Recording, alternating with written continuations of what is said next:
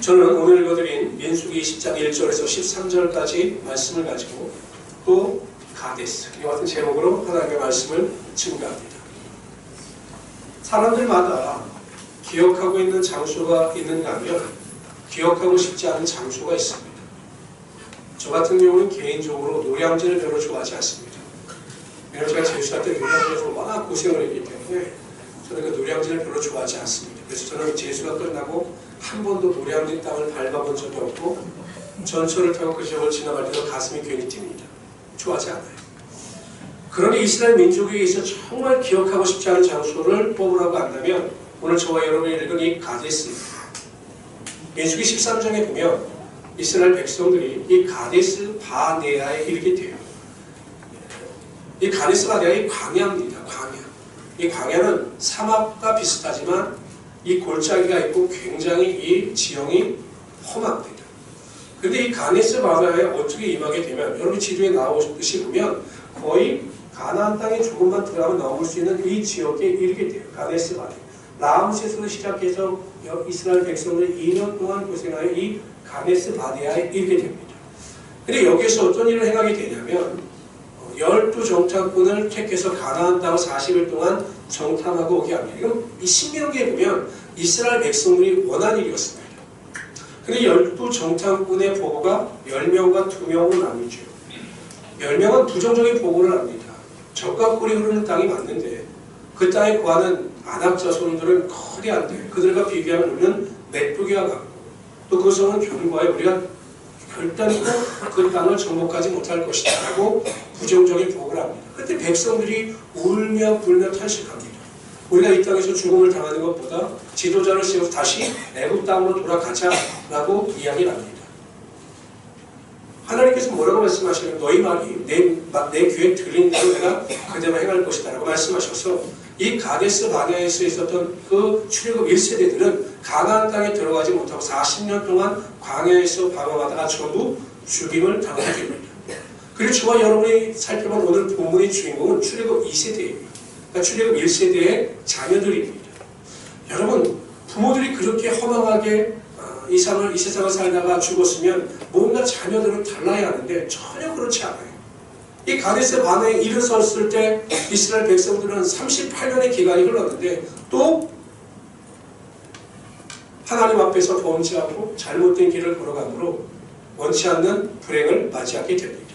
그래서 저는 이 가데스 바네아에서 있었던 사건을 통해서 하나님께서 우리에게 주시는 교훈을 살펴보라고 연연하고자 합니다. 첫 번째로 가데스에서 이스라엘 백성들은 광야에서 물이 없는 것으로 인하여 불평을 하기 시작합니다.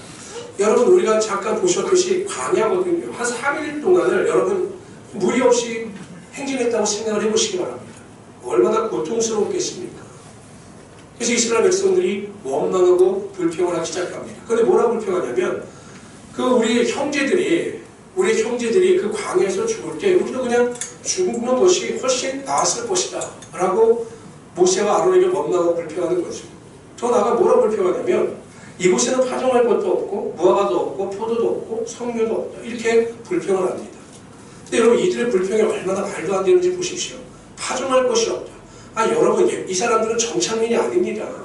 이 가데스 바네아에 정착할 사람들이 아니에요. 그런데 무슨 여러분 거기다 파종을 하고 그 파종하는 것이 싹이 날 때까지 기다립니까? 여러분 어디 해외여행 가서 파종하십니까? 씨 뿌리고 배추 심고 하세요? 안 하잖아요. 근데 지금 그런 주장을 하고 있는 겁니다. 무화과도 없고 석류도 없고 포도도 없다. 아니 저 같은 광야에서 무슨 열매를 기대할 수 있겠습니까? 그러니까 이들은 말도 안 되는 불평거리를 하고 있는 것입니다. 근데 여러분 여기에서 인간관계의 영향력이 얼마나 큰지를 알 수가 있어요. 이 부모 세대의 사람들은 원망과 불평이 습관이 된 사람들이었습니다. 조그만 어려움이 다가오면 원망하고 불평했습니다. 아마 그 가데스 바네아에서 그 가나안 땅에 들어가지 못하고 광야에서 숨을 거둘 그 38년의 기간 동안에도 그들의 입술에서 원망과 불평이 떠나지 않은 것으로 보여요. 그랬더니 그 원망과 불평이 그냥 자녀들의 고스란히 습관으로 전수가 된 것입니다. 제가 이 교사 선생님들과 만나서 이야기를 가끔 해보면 그런 말씀을 하시더라고요. 그 아이들 중에 좀 이렇게 좀 행동이나 모든 면에서 이렇게 독특한 아이들, 주의가 산만하고 또 여러 가지 어려운 아이들이 있어서 왜 그럴까 하고 이제 부모 상담을 해보면 정답을 바로 알 수 있다는 거예요. 부모가 똑같다는 거죠. 그러니까 부모가 살아온 그 삶의 습관이 그 자녀들에게 그대로 답습이 되더라는 것입니다. 그러니까 부모가 태도를 바꾸지 않으면 자녀들의 태도도 바뀌지 않는다는 것입니다. 부정적인 말을 하고 부정적인 생각을 하면서 그 원망과 불평의 삶을 습관으로 사는 부모 밑에서 자란 아이들은 똑같이 그렇게 행동을 하더라는 것이죠. 그래서 여러분 이 영향력 때문에 우리가 절제하며 좋은 영향을 끼칠 수 있도록 노력하는 것이 굉장히 중요합니다. 여러분 교회도 마찬가지입니다. 교회 성도들이 서로 어떠한 모습을 가지고 살아가느냐에 따라 그 영향력이 다른 사람들에게 전파되어 서로가 서로를 세워가기도 하고 서로가 서로를 파괴하기도 하는 것입니다. 제가 행사 때문에 어느 교회를 방문했어요. 근데 거기도 우리 교회처럼 젊은 분들도 많고요. 굉장히 분위기가 좋더라고요. 근데 성도들 중에 저를 보는 사람들마다 인사를 하는 겁니다. 웃으면서 할렐루야, 할렐루야 인사를 하는 거예요. 그래서 저는 나를 잘 아는 사람인가? 하고서 물어봤어요. 혹시 저를 아십니까? 모른다는 거예요. 왜 인사하냐고 물었더니 우리 교회 오신 분이기 때문에 환영하는 의미로 인사한다는 겁니다. 제가 목사입니다. 그랬더니 더 반갑게 인사를 하더라고요. 그러니까 그 교회 성도들은 모든 사람들에게 영향을 받을 겁니다. 사람이 찾아오면 밝게 웃으면서 인사하는 것이 그 교회의 전통이 되는 것이죠. 저는 우리 모든 성도님들이 성도들 간에 또한 가족들 간에 긍정적인 영향을 끼칠 수 있는 하나님의 귀한 성도를 되시기를 주님으로 축원합니다. 여러분 가정에서 부모는 자식의 거울이에요. 내가 어떻게 인생을 살아가느냐 그 모습을 보여주는 그대로 다른 교육이 필요해요. 맨날 말해봤자 소용이 없습니다. 내가 자녀들에게 본이 되는 삶을 살아가면 선한 영향을 끼치면 자녀들이 그렇게 자라나게 되는 것입니다. 교회도 마찬가지입니다. 내가 선한 영향력을 끼치게 되면 교회가 그리스도 예수 안에서 긍정적인 분위기를 가지고 나가게 되는 것입니다. 한편 이스라엘 백성들은 다 없다고 불평을 해요. 눈에 보이는 건 없으니까 없는 거죠. 그러나 이스라엘 백성들이 망각한 한 가지가 있습니다. 눈에 보이는 것 모든 것이 없어요. 물도 없고 무화과도 없고 석류도 없고 또 포도도 없어요. 그러나 하나님께서 그들과 함께 하심을 그들이 보지 못한 것입니다. 하나님께서 그 이스라엘 백성들을 구름 기둥과 불 기둥으로 인도하시면서 항상 하나님께서 그들과 함께하여 주셨습니다. 그리고 이스라엘 백성들은 하나님께서 자신들과 함께하심을 인식하지 못함으로 말미암아 모든 환경 가운데 원망하고 불평할 수밖에 없었던 거죠. 여러분 이들과 대조적인 신앙을 보였던 하박국 선지자는 이렇게 고백합니다. 비록 무화과 나무가 무성하지 못하며 포도나무에 열매가 없으며 감람나무에 소출이 없으며 밭에 식물이 없으며 우리의 양이 없으며 외양간에 소가 없을지라도 다 없어요. 이스라엘 백성들과 똑같은 겁니다. 삶의 환경에 궁핍이 흘러넘친다 할지라도 나는 여호와로 말미암아 즐거워하며 나의 구원의 하나님을 인하여 기뻐하리로다 라고 고백합니다. 하박국 선지 다 없어요. 그런데 나와 함께 하시는 하나님이 계시기 때문에 나는 없는 것으로 인하여 원망하고 불평하는 것이 아니라 하나님으로 인하여 기뻐하고 즐거워한다 라고 고백하고 있는 것입니다. 아멘. 여러분 기억하십시오. 이스라엘 백성들과 함께 하셨던 하나님, 하박국과 함께 하셨던 하나님께서는 여러분들과 언제나 어디에서나 함께하여 주신 것입니다. 아멘. 예수님께서 여러분 부활승천하시면서 말씀하셨어요. 내가 세상 끝날까지 항상 너희와 함께 있을 것이다. 우리 보혜사 성령을 보내주심으로 여러분들과 항상 함께하여 주신 것입니다. 아멘. 우리가 인간관계 속에서 보면요, 정말 악한 사람들은요, 사람을 투명인간 취급할 때가 있어요. 옆에 사람이 분명히 있는데 없는 사람처럼 그 사람을 취급할 때가 있습니다. 여러분 그럴 때 어때? 기분이 좋습니까? 내가 있어요. 내가 있는데 자기들끼리 이야기하면서 마치 내가 없는 것처럼 행동하는 사람들을 보면 기분이 좋을까요? 나쁠까요? 저도 한번 당해봤는데 진짜 기분 나쁘더라고요. 제가 목사하고 성도인데 제가 지방에 생각할 때 보면 제가 있는데 없는 것처럼 말하더라고요. 없는 것처럼 행동 정말 화가 나더라고요. 근데 여러분 생각해보세요. 하나님께서 항상 여러분들과 함께하여 주셔요. 여러분 옆에 찾아오셔서 여러분과 함께 말씀하시면서 여러분 옆에 계시는 거죠. 동우야 내가 네 옆에 있단다. 훈아 내가 네 옆에 있단다. 이렇게 항상 함께 있음을 알려주시는데 우리가 하나님을 투명인간 취급하는 거죠. 하나님께서 안 계신 것처럼 행동하고 원망하고 불평하고 낙심하는 거예요. 이것이 하나님을 투명인간 취급하는 거예요. 그럼 하나님을 무시하고 모독하는 행위라는 거죠. 여러분 세상 끝날까지 함께 하신 하나님 두려워하라 내가 너와 함께함이라 놀라지 말라 나는 네 하나님이 됩니다. 내가 너를 굳세게 하리라 참으로 너를 도와주리라 참으로 나의 의로운 오른손으로 너를 붙들리라. 분명히 약속하여 주셨기 때문에 내가 어떠한 어려움과 환난 가운데 있다 할지라도 하나님께서 나와 함께 하심을 믿고 원망과 불평이 아니라 감사함으로 하나님께 나아가시는 하나님의 귀한 성도를 되시기를 주님으로 축원합니다. 두 번째로요. 모세와 아론은 이스라엘 백성들이 원망과 불평에 대해서 그들에게 맞서지 않고 조용히 회막문의 앞에 나가 하나님 앞에 엎드렸습니다. 모세와 아론은 이스라엘 백성들을 상대하지 않았어요. 상대받자 오히려 자신들의 마음이 무거운 것을 알고 하나님께 나아가 하나님께 엎드렸습니다. 회막문 앞에 엎드려서 기도했습니다. 그랬더니 성경에 뭐라고 말씀하시냐? 하나님의 영광이 임했다 라고 기록하고 있습니다. 이처럼 모든 일에 하나님을 의지하고 기도하는 자들에게는 반드시 하나님의 영광이 임하게 되는 것입니다. 하나님의 영광을 통해서 여러분들에게 위로도 주시고 여러분들에게 소망도 주시고 여러분들에게 승리와 기적도 반드시 나타나게 하여 주신 것입니다. 미국의 독립전쟁 때 이 조지 워싱턴이 이 필라델피아 벨리포지에서 전쟁을 할 때 이 영국군하고 굉장히 접전을 하는 가운데 위기에 처해 있었습니다. 모든 사람들이 이 미국이 승리할 수 없다. 결국 영국에게 패배할 것이다 라고 이야기를 했어요. 그래서 부정적인 말을 하고 그냥 항복하는 게 피해를 최소화하는 것이다 라고 워싱턴을 말렸습니다. 근데 워싱턴은 이에 굴하지 않았습니다. 그런데 오직 한 사람, 이 워싱턴의 비서인 루이스는 모든 사람들이 워싱턴이 패한다라고 할 때 워싱턴이 승리한다라고 주장을 했습니다. 나중에 워싱턴이 승리를 해요. 근데 루이스에게 묻습니다. 사람들이 어떻게 당신은 워싱턴이 이길 것이다 라고 그렇게 확신을 했습니까? 라고 묻습니다. 그랬더니 이 비서인 루이스가 말하기를 나는 워싱턴이 아무리 어려운 환경 가운데서도 하루 4번씩 성경을 가지고 교회에 들어가 하나님 앞에 기도하는 것을 지켜보았습니다.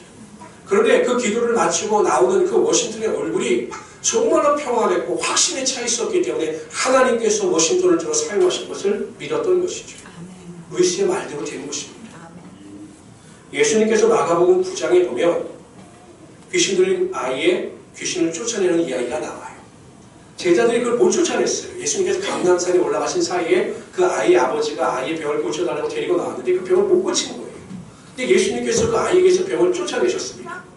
그때 제자들이 나중에 묻습니다. 예수님, 우리는 왜 귀신을 쫓아내지 못했습니까? 라고 묻습니다. 그랬더니 예수님께서 뭐라고 말씀하셨냐면 기도 외에는 이런 이유가 나갈 수 없는 것. 제자들은 믿음의 기도를 드리지 않았기 때문에 그런 귀신을 쫓아내는 능력을 맛보지 못했던 것이죠. 여러분 성경에도 보면 하나님의 능력과 기적을 맛보았던 대부분의 인물들은 기도하는 사람이었습니다. 하나님의 권세, 하나님의 능력을 맛본 사람들은 어떤 사람들이냐? 하나님 앞에 철저히 엎드려 기도하는 자들이 하나님의 권세와 능력을 맛본 것입니다. 시편에 보면 다윗은 항상 하나님을 찬양하며 항상 모든 일에 기도하는 사람이었습니다. 히스기야도 병에 걸렸을 때 의사나 세상을 의지하지 아니하고 병을 향해 하나님만 의지하여 기도할 때 하나님께서 그의 병을 치료하여 주셨습니다. 다니엘이 매일 하루에 3번씩 예루살렘을 향해 난 창문 가운데 기도할 때 하나님께서 그를 높여주시고 하나님의 영광의 능력이 임하게 하여 주셨습니다. 예수님께서는 밤이 새도록 한적한 곳에 나아가 하나님께 기도하셨을 때 십자가의 사명을 온전히 감당하실 수 있었던 것입니다. 기도가 사라지면 원망이 흘러넘칩니다.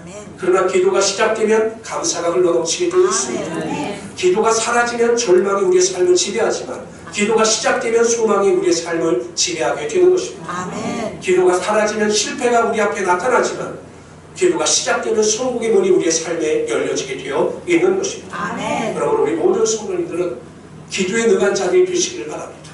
기도하는 일에는 물질도 필요 없어요. 기도하는 일에는 학력도 필요 없습니다. 우리의 열심과 열정과 사모함만 있다면 기도가 시작되어지고 기도를 통해서 하나님의 역사가 나타나게 되는 것입니다. 그런데 여러분 우리가 살펴봐야 할 내용이 있습니다. 모세와 아론이 기도할 때 그의 집에서 그 자리에서 하나님께 엎드려 기도한 것이 아니라 회막문 앞에 나와서 엎드려 기도했다는 것입니다.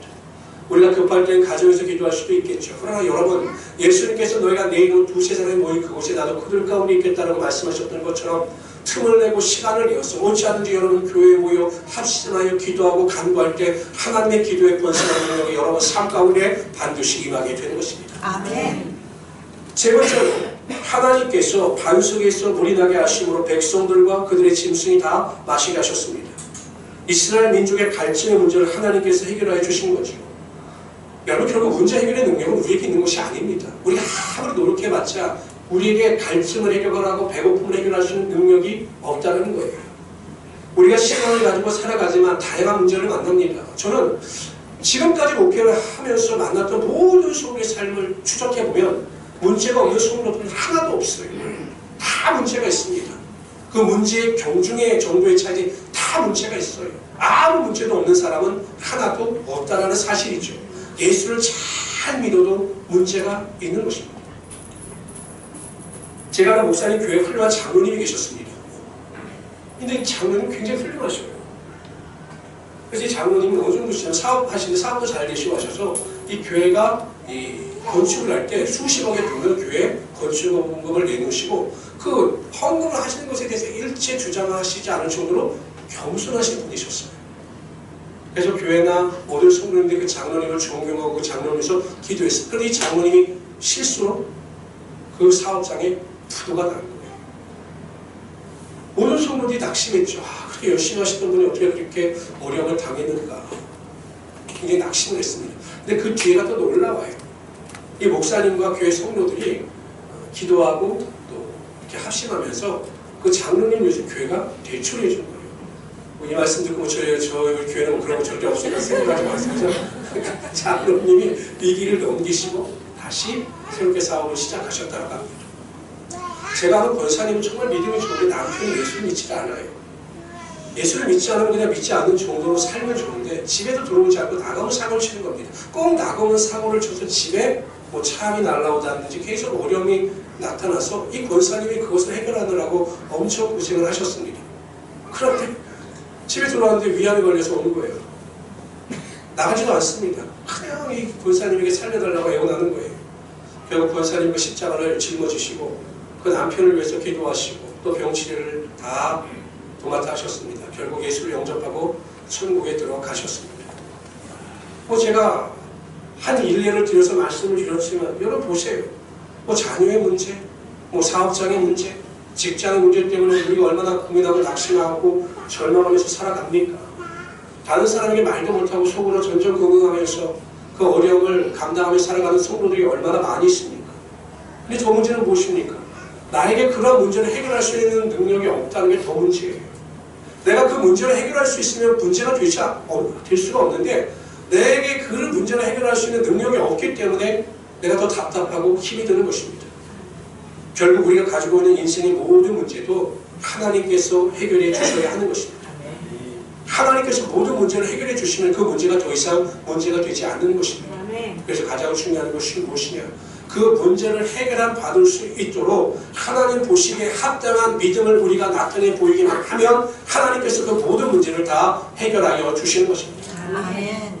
제가 어느 날 놀이터를 지나가는데요. 그 양쪽에 낮은 미끄럼틀이 있고 그 미끄럼틀과 미끄럼 사이를 이렇게 연결한 이렇게 난간 같은 있는 놀이터에서 한 5살 정도 돼 보는 여자아이가 막 올라가는 거예요. 올라갈 때 몰랐죠. 한 1m 한 조금 더 되는 높이인데 올라갈 때 이게 얼마나 높인지 몰랐는데 올라가서 이쪽에서 이쪽으로 이렇게 걸어가는 중간에 보니까 이건 정말 죽을 수도 있는 높이의 자기가 서 있는 이렇게 보니까 그래서 막 울기 시작하는 겁니다. 막 울기 시작해요. 근데 갑자기 엄마가 나타났습니다. 이 두 팔을 벌려 그 아이를 안아서 안전하게 내려줬어요. 아이가 보기에는 불가능한 일이에요. 내가 거기에 내려가는 것은 정말 불가능한 일입니다. 그러나 그 아이의 엄마에게는 그 일은 아무것도 아니었던 거죠. 우리가 세상을 살아갈 때 당하는 그 문제가 마치 나는 도저히 해결할 수 없을 정도, 나를 죽음의 사지로 몰 정도의 큰 고통을 주는 것처럼 느끼지만 하나님께 대하여 그 문제는 아무것도 아니라는 사실입니다. 하나님께서 마음만 먹으시면 여러분들이 가지고 있는 모든 문제를 다 형통케 하시고 모든 것을 다 변하게 하여 주시는 것입니다. 그렇게 중요한 것이 무엇이냐면 여러분들의 믿음을 하나님께 보이십시오.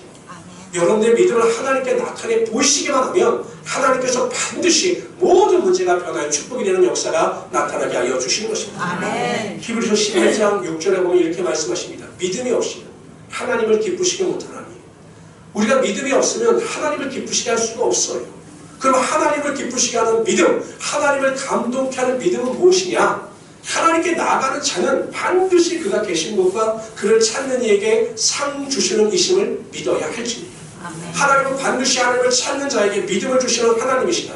이러한 믿음을 가진 자들에게 하나님께서 반드시 환경이 변화되는 능력이 나타나게 하여 주실 것입니다. 저는 우리 모든 성도님들이 세상이 감당치 못할 믿음을 소유하시고 그 믿음 가운데 하나님의 능력과 축복을 맛보시는 하나님의 귀한 성도들이 되시기를 주님의 이름으로 축원합니다. 네 번째로요.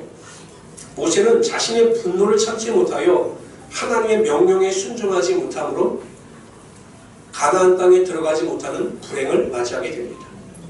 하나님께서는 뭐라고 말씀하셨냐면 이 반석을 명하여 물을 내라 이렇게 말씀하셨습니다. 그런데 10절 12절에 보면 이 모세는 반석을 2번 서서 물을 냅니다. 그래서 그 일로 인해서 하나님께서는 그 모세가 가나안 땅에 들어갈 수 없다라고 말씀하셨습니다.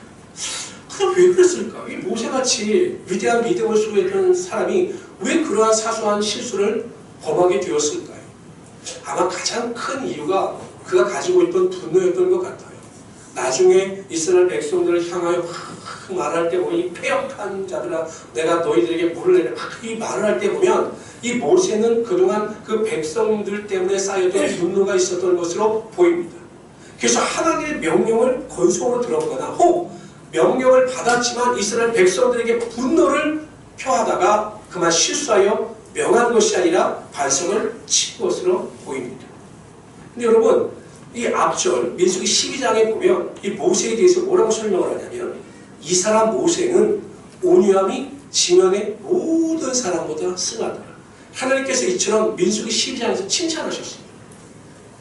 그렇게 온유함이 승했던 모세가 자신의 분노를 이기지 못하고 반석을 쳐서 물을 내므로 하나님으로부터 그러한 징계를 받을 수밖에 없었던 것입니다. 우리는 항상 깨어있어서 내 자신을 다스리고 지켜야 하는 것입니다. 여러분 우리가 예수 올 때 십자가 보혈의 은혜와 능력으로 구원을 받았지만 여전히 우리 안에 죄성이 있어요. 죄성이 있기 때문에 이 죄성을 잘 다스리지 않으면 언제든지 우리의 죄가 겉으로 나타날 수 있다는 것입니다. 이러한 실수나 죄를 줄이기 위해서는 끊임없이 노력해야 합니다. 저는 2가지가 필요하다고 생각을 해요. 첫째는 우리가 우리 죄를 다스리고 관리하기 위해서 또 절제하기 위해서 필요한 것이 무엇이냐면 첫째는 내가 누구인가를 결코 잊지 말아야 합니다. 제가 여러분 그래도 목사로서 신앙의 양심을 지킬 수 있는 이유가 무엇이냐면 그래도 항상 무슨 일이든지 나는 목사다라는 생각을 하고 있기 때문에 그렇습니다. 나는 목사인데 내가 목사인데 이렇게 하면 안 되지 라고 하는 생각이 있기 때문에 어떠한 그 자리에서 죄를 절제하거나 어떠한 감정을 절제할 수 있게 되는 것이죠. 여러분들도 다 하나님의 거룩한 성도예요. 하나님의 자녀입니다. 왕같은 제사장입니다.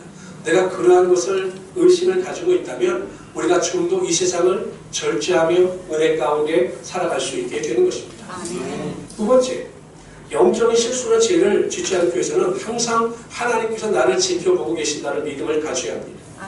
여러분 포랑교회 하나님입니다. 이런 믿음을 가지고 살아가야 돼요. 하나님은 불꽃 같은 눈동자로 여러분들 한 사람 한 사람을 다 지켜보고 계시고 근데 그냥 행동뿐만 아니라 여러분의 생각과 마음까지도 다 지켜보고 계신다는 것입니다.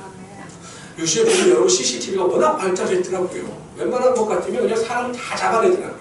CCTV가 곳곳에 있었어. 강남 지역 같은 경우는 그 CCTV가 거의 엄청난 보급률이 되어졌는데 범죄율이 또 떨어졌다고 합니다. 그러니까 CCTV가 지켜보고 있으니까 죄를 범하지 못하는 거죠. 근데 여러분 코람대오의 하나님, 내 의식을 가지고 살아가는 자는 항상 하나님께서 나를 지켜보고 계신다라고 하는 믿음이 있기 때문에 절제하고 믿음 안에서 온전한 길을 걸어갈 수 있게 되는 것입니다. 아멘. 저는 우리 모든 성도님들이 이스라엘 백성들이 이 가데스에서 반복되어지는 죄를 범했던 것을 반면교훈 삼아서 여러분의 삶의 현장에서 가데스가 아닌 하나님의 축복의 삶을 살아가시는 우리 성도들이 되기를 바랍니다. 그래서 가장 중요한 것이 무엇이냐면 첫째, 하나님께서 항상 여러분들과 함께 하신다는 사실을 꼭 믿으시기를 바랍니다. 어디에 있든지 간에 무엇을 하든지 간에 여러분들 결코 혼자가 아니에요. 하나님께서 반드시 함께 하시고 하나님께서 여러분들 붙들고 계시다는 사실을 꼭 믿으시기를 바랍니다. 두 번째, 기도하십시오. 기도. 저는 제가 새벽 기도를 하면 할수록 느끼는 확신은 기도하는 자에게는 능치 못할 일이 없다는 것입니다. 아멘. 하나님은 기도를 통해서요, 환경을 변화시켜 주시든지 아멘. 내 자신을 변화시켜 주시든지 아멘. 둘 중에 하나를 변화시켜 주셔서 우리가 세상을 이기며 살아갈 수 있는 믿음의 능력을 부어 주시는 것입니다. 아멘. 절망하고 탄식할 그 시간에 오히려 무릎을 꿇고 기도하십시오. 하나님 나를 도와주십시오. 하나님 나를 살려주십시오. 하나님 나의 삶을 인도하여 주십시오. 하나님의 도움 없이는 내가 살아갈 수 없습니다 라고 고백하고 기도하는 자에게 하나님은 반드시 여러분의 인생의 인도자가 되어 주실 것입니다. 아멘. 세 번째, 모든 문제의 해결자는 하나님이세요. 내가 해결하려고 하지 마십시오. 아멘. 내가 해결하려고 하면 낙심과 절망만 있을 뿐입니다. 그러나 하나님께서 해결하신다는 것을 믿고 모든 것을 맡기면 평안 가운데 하나님의 능력을 반드시 맛보게 될 것입니다. 아멘. 그리고 우리 성도님들은 나는 하나님의 거룩한 자녀요 성도다 라는 생각을 가지고 내 자신을 절제하고 지어가면서 살아가시길 바랍니다. 하나님께서 나를 지켜보고 계신다. 내가 어디에 있든지 하나님 나를 지켜보고 계신다. 이러한 믿음을 가지고 죄를 멀리하고 의로움과 거룩함을 쫓아 승리하시는 하나님의 귀한 성도 되시기를 주님의 이름으로 축원합니다. 아멘. 기도하겠습니다.